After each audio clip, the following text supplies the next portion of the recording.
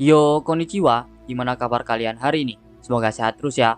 Di video kali ini, Mimin akan membahas manual yang berjudul 100.000 tubuh pemurnian. Bagi kalian yang baru mampir, jangan lupa klik tombol subscribe, like, dan loncengnya agar channel ini dapat berkembang ke depannya. Mohon maaf jika ada kesalahan penyampaian kata di dalam video ini ataupun di video sebelumnya. Tanpa basa-basi lagi, langsung simak saja videonya. King Xiao pun masih berusaha menggoda Cudi dengan berkata, "Cudi, aku sangat terkejut kamu bisa datang. Biarkan aku mengantarmu ke sekolah, dan kemudian aku akan memberimu pesta perayaan." Setelah mengatakan hal itu, King Xiao pun berkata di dalam hatinya, "Aku tidak menyangka kalau Yuan Cudi akan datang ke sekolah rusak ini.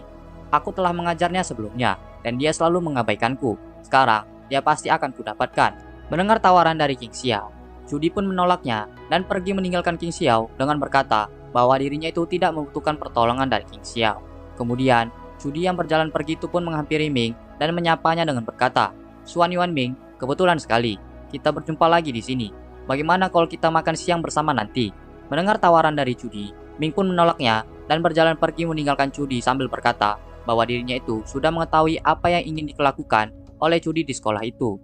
Jadi, Ming pun mengatakan bahwa mereka tidak saling kenal dan Ming pun meminta Cudi untuk tidak mengganggunya. Setelah mengatakan hal itu, Ming yang berjalan pergi itu pun berkata di dalam hati, "Meskipun gadis ini adalah keturunan dari Yuan Ju, namun keturunan orang yang aku kenal lebih dari puluhan ribu.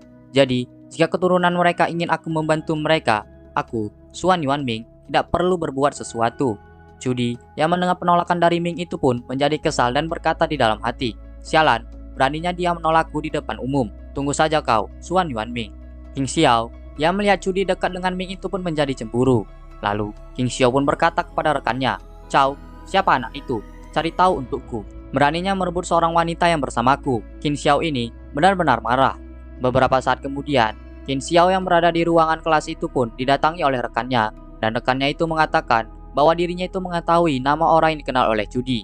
Namanya adalah Suan Yuan Ming. Dia adalah seorang guru magang yang baru saja tiba di sekolah, dan dengan kebetulan dia baru saja dipindahkan ke kelas mereka untuk mengajar dua mata pelajaran, yaitu mata pelajaran jasmani dan sejarah. Mendengar informasi dari temannya, King Xiao yang kesal itu pun memukul meja dengan kuat dan berkata bahwa jika Ming berani datang, dirinya itu pun akan mempermainkan Suan Yuan Ming sampai mati. Pada saat itu, tiba-tiba Cudi pun masuk ke dalam ruangan kelas itu. Melihat kedatangan Cudi, King Xiao pun menjadi terkejut. Cudi yang sedang berjalan itu pun berkata di dalam hati, "Suan Yuan Ming akan mengajar di kelas ini. Jika dia berani mengabaikanku, aku akan datang ke kelasnya." Kemudian, Cudi yang mengingat penolakan dari Ming sebelumnya itu pun masih merasa jengkel dan berkata di dalam hati, "Sekarang, apa yang akan dia lakukan padaku?" Lalu, King Xiao pun datang menghampiri Cudi dan mengatakan bahwa dengan kebetulan dirinya dan Cudi berada di satu kelas yang sama. King Xiao pun menawarkan tempat duduk yang ada di sebelahnya kepada Cudi. Mendengar tawaran itu, Cudi pun menolaknya dan lebih memilih untuk duduk di tempat lain.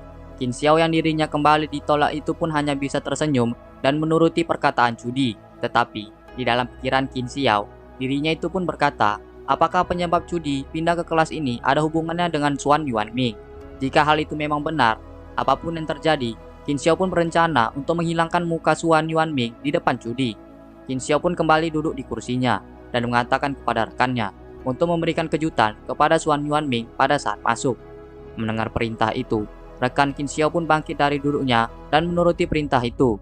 Rekannya itu pun maju ke depan kelas dan mengambil sebuah kapur papan tulis dan menuliskan sesuatu di papan tulis tersebut. Setelah selesai menulis sesuatu, rekan King Xiao pun berkata, "Ini seharusnya baik-baik saja." Cudi yang melihat perbuatan dari rekannya King Xiao itu pun berkata di dalam hati, "King Xiao dan kelompoknya sedang mencari masalah dengan Suan Yuan Ming. Haruskah aku menghentikan mereka? Tapi aku masih ingin mengambil kesempatan untuk melihat kekuatan sejati Suan Yuan Ming. Meskipun ayah memintaku untuk meminta bantuannya, Suan Yuan Ming masih sangat muda. Bagaimana dia bisa menahan orang kejam seperti Tuan Serigala Gunung Hijau atau Tuan Qinglang? Jika dia tidak bisa, aku tidak perlu membuang waktuku untuknya. Karena lebih baik aku menemukan praktisi tingkat lanjut lainnya secepat mungkin."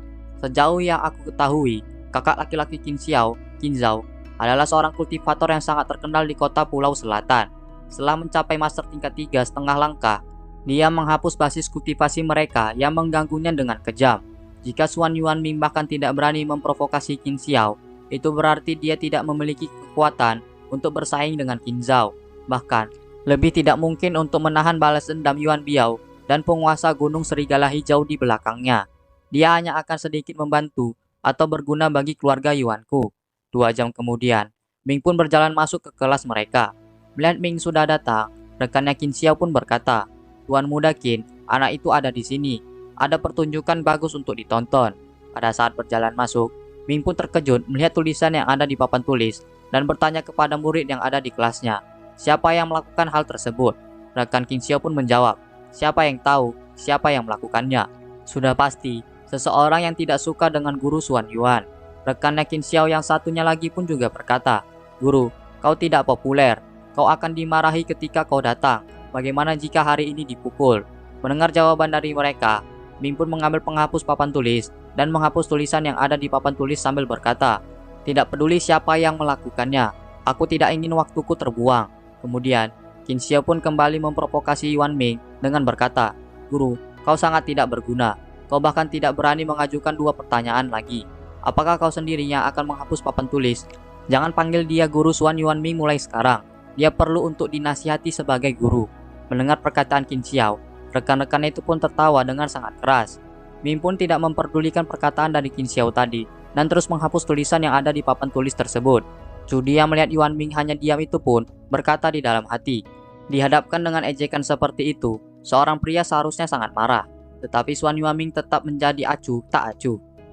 Setelah selesai menghapus semua tulisan di papan tulis, Yuan Ming pun menyuruh mereka untuk diam dan mengatakan bahwa dirinya itu tidak peduli dengan mereka bertiga. Yuan Ming pun menyuruh murid-murid lain untuk membuka buku pelajarannya dan memulai pelajaran pertama di hari itu.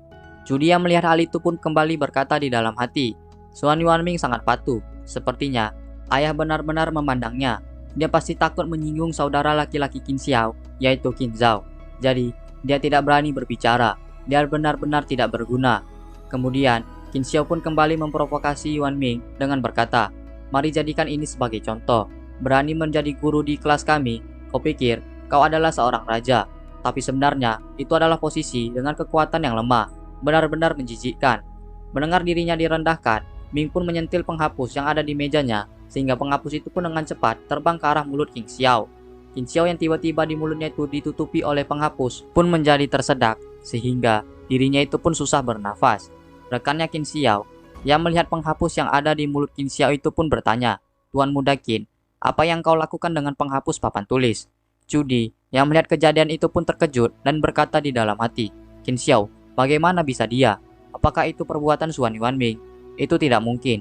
Dia begitu acuh tak acuh. Seharusnya bukan dia. Lagi pula, aku belum melihatnya bergerak." Melihat Qin Xiao yang semakin susah bernafas itu pun meminta bantuan rekannya dengan melepaskan penghapus yang ada di mulutnya. Rekan-rekannya itu pun menjadi panik dan berusaha melepaskan penghapus yang ada di mulut Qin Xiao. Mereka pun mencoba segala cara untuk melepaskan penghapus yang ada di mulut Qin Xiao. Tetapi hal itu percuma. Penghapus itu pun tidak bisa lepas dari mulut Qin Xiao. Menyadari hal itu, rekan Qin Xiao yang masih berusaha itu pun mengatakan bahwa dirinya itu tidak bisa menarik penghapus itu keluar dan meminta Qin Xiao untuk tidak menggigit penghapus itu terlalu keras. Rekan yang lain pun juga berusaha menarik dari sisi lainnya dan berkata bahwa mereka harus segera mencabut penghapus itu, dikarenakan Qin Xiao hampir mati karena lemas. Kemudian, Yuan Ming pun datang menghampiri mereka bertiga dan mengatakan bahwa biar dirinya yang melepaskan penghapus yang ada di mulut Qin Xiao. Yuan Ming pun menampar wajah Qin Xiao dengan sangat keras, sehingga penghapus yang ada di mulutnya itu pun terlepas dengan seketika. Rekan-rekan Qin Xiao pun segera menyelamatkan tuannya itu dan bertanya, apakah dirinya itu baik-baik saja. Kemudian, di asrama sekolah, Ying Mei yang mendengar perkataan seseorang yang ada di ruangannya itu pun berkata, "Apa katamu? Kamu adalah pengawal yang dikirim ayah untukku." Mendengar perkataan King Mei, pengawal yang bernama Peng Hai itu pun menjawab, "Ya, itu benar. Orang tua ini, Peng Hai, adalah pengawalmu." Setelah menjawab itu, Peng Hai pun berkata, "Nona He, sebelum aku datang ke sini, Patriark telah menjelaskan kepadaku jika kamu pergi sendiri kali ini. Dia takut seseorang akan mengganggumu. Tapi sekarang tenang saja, karena ada aku di sini." Mendengar perkataan dari Peng Hai, King Mei yang tidak tahu harus menjawab apa itu pun hanya menyetujuinya saja.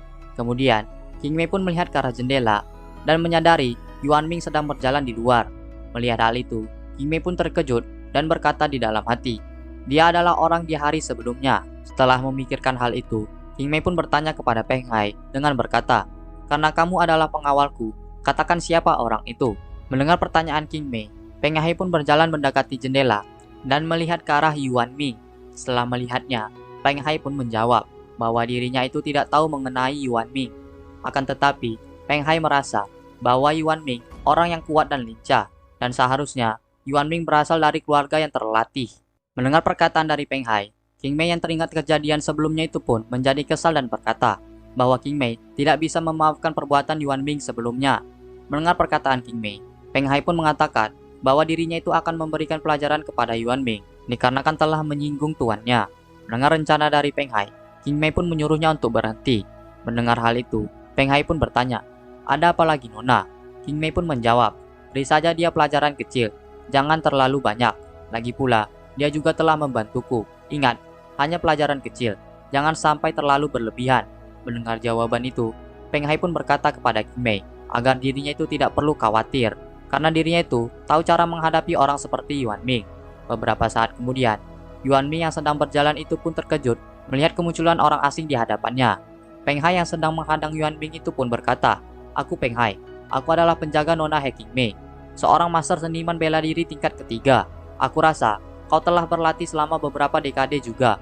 Kau harus tahu kekuatan seniman bela diri ketiga." Yuan Ming pun tidak memperdulikan perkataan dari Peng Hai dan terus berjalan mengabaikan keberadaan Peng Hai. Nah, sampai di sini saja pembahasan di video kali ini. Sampai jumpa di video-video Mimin selanjutnya, and see you.